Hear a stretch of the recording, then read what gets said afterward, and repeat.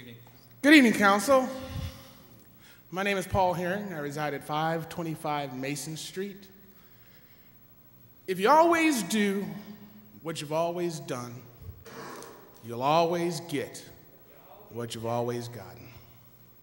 If you want something that you never had before, you got to do something that you've never done before. I'm here with two pieces of news, one good and one not as good. As you know, this is the 25th anniversary of the Juneteenth celebration, and we have proudly celebrated each and every year in Riverbank Park. However, this year, I was notified by the Downtown Development Authority that we would not be able to be in the park. They have decided to fill the moat with sand and gravel during the Juneteenth celebration. Not only during the Juneteenth celebration, but for the last 2 months, they've had the park closed off. Not only for the last 2 months, but they also told Flint's Jazz Festival, that they will not be able to use the park because they're filling the moat. So that means not only the last 2 months, but the next 2 months, this park is not going to be available to us. If you always do what you've always done, you'll always get what you've always gotten.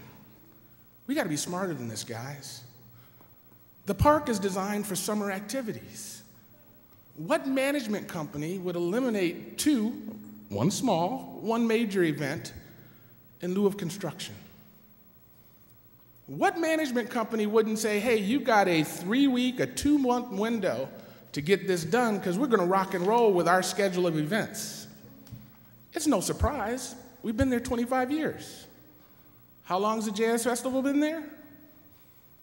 Who would not look at a calendar and say, yo, we can't do this because we've got a 25-year event coming up on this date, and we've got the Jazz Festival on this date? Who would schedule construction then?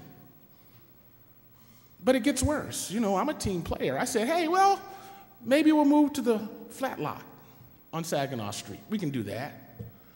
Nope, can't do that. I got to save that for the farmer's market. We got to have parking spaces for the farmer's market. I'm still team player, right? I say, well, what time does the farmer's market close? And they say 6 o'clock. And I said, well, we might be able to work with that. We could start our event at 6 o'clock and go on through the evening. He said, well, you're going to need time to set up your stage. And I said, man, you can't give me 10 parking spaces to set up a stage. And he said, no, I'm here to support the downtown businesses.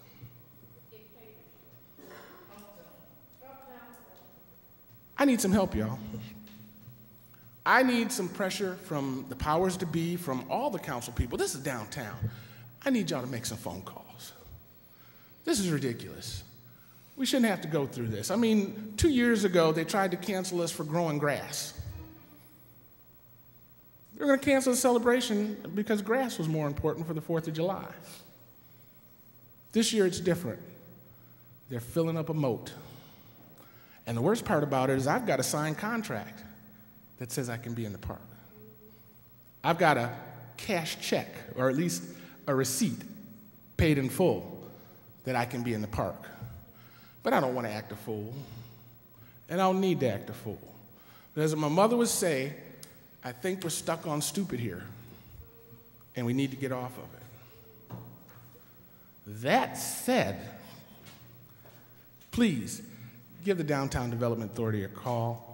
Chris Everson is a young man that I talked to, and see if we can make this happen. We're not against being in the park with the moat one more year. And trust me, I'm happy the moat's getting covered up, because that's a heart thumper for me every year, waiting for somebody to fall in there. Not against it. We can even take the fences that they have blocking the park off down to the moat to make it a little safer. I'm for that too. In all things purely social, we can be as separate as the fingers, y'all. But we got to be one, like the hand, in all things beneficial to our mutual progress. Thank you.